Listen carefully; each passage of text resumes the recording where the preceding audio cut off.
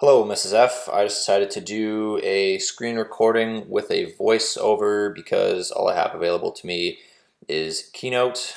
And yeah, I hope you're feeling particularly well today because this presentation is going to be a little bit heavy. Let's get into it.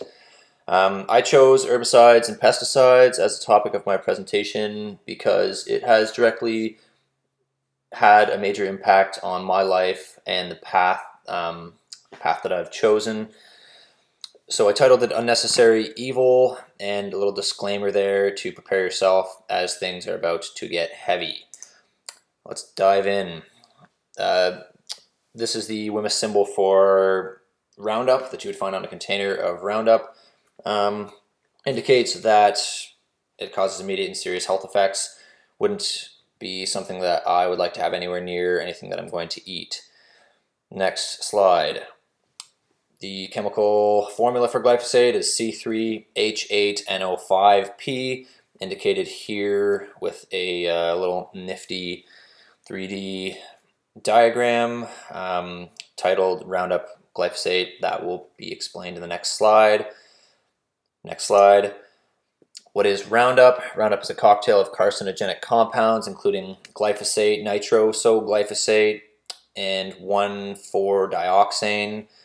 Glyphosate is well researched, and we're pretty aware of all the health implications of it. However, the other compounds in Roundup are what make it extremely dangerous to people's health.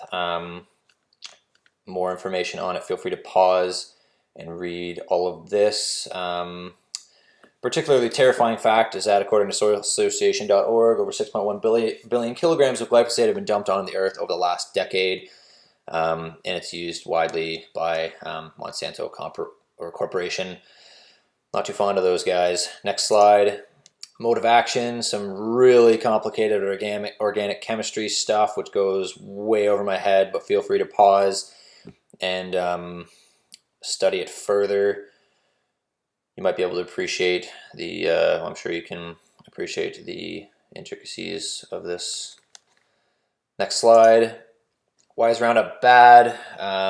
My rudimentary understanding of biology and chemistry is that it just disrupts the biodiversity in soil and causes sterile soil. It has similar effects on humans' health by killing off the beneficial bacteria or microbiome in a person's gut, which can lead to all sorts of health complications. Feel free to read the rest of this. I'm going to click to the next slide. More information about how glyphosate affects people and other living organisms. Feel free to pause. Clicking to the next slide now. DDT, dichloro-diphenyl trichloroethane, C14H9Cl5, indicated with the little diagram. Next slide. What is DDT? It was used in World War II to successfully control malaria, bubonic plague, typhus, and was used because it persists in the environment for a long time. Also, it was inexpensive to manufacture, and it was overall effective. Still used in those countries for this purpose, despite it. I suppose the benefits outweigh the risks in that situation. Not so much here, but yeah, more information on what exactly it is, its chemical composition, and how it works. A little diagram of the evolution of malaria and how DDT impacted that. Moving on to the next slide. The book Silent Spring by Rachel Carson had a major positive impact on the world by raising awareness for the dangers of DDT. Silent Spring also influenced my parents' decision to name me Carson. Also a little bit more background information on that.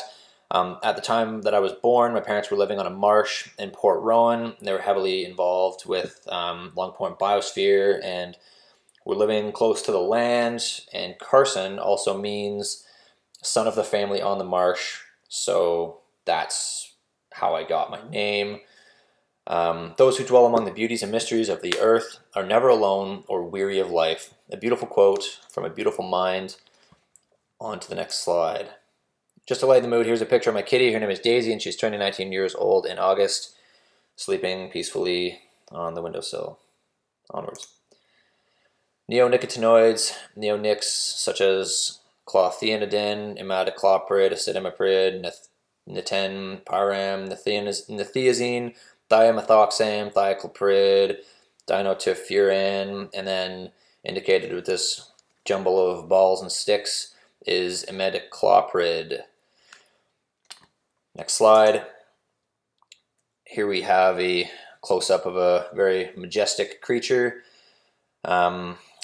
Captioned, I conceive that neonics are a major contributing factor to the endangerment of bees. Progressive thinking nations like the European Union are pushing to ban them, despite the well-known dangers of neonics to bee populations, not to mention that bees are an integral part of our ecosystem. Hark the bees. The United States continues to use neonics. Unfortunate. Next slide. Atrazine, C8H14, CLN5, commonly used on lawns and golf courses.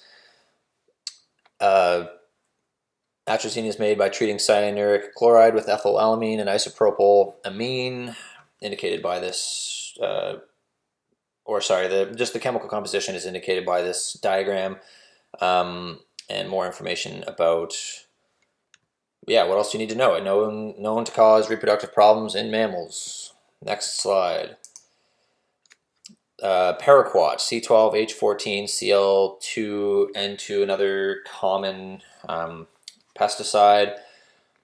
The synthesis, a little excerpt from wikipedia.org describing the synthesis of paraquat, and then a diagram also from Wikipedia that illustrates the reaction. Next slide. Why paraquat sucks has been linked to causing Parkinson's disease to people who come into contact with it, particularly the farm workers. Fun fact, 2 teaspoons of the substance is enough to kill a person. Pardon my macabre sense of humor. Paraquat kills plants indiscriminately by interfering with the electron transport chain and also by interfering with photosynthesis. Next slide. More kitty pictures.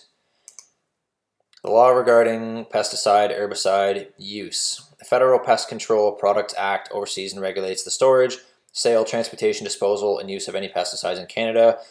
All that, like the regular person, we need to know is that you don't require a permit or a license to use any common, I think they're called Class 6 pesticides, which are intended for household use, less than 1 kilogram or 1 liter. Oh no, I put the greater than sign. Darn, that escaped my proofreading. My apologies. Anything other than that in greater quantities than 1 kilogram or 1 liter require a license to be bought, sold, sprayed, either as a business or so that's it for the content. Here are my sources. Feel free to pause and look those over. Have a wonderful day.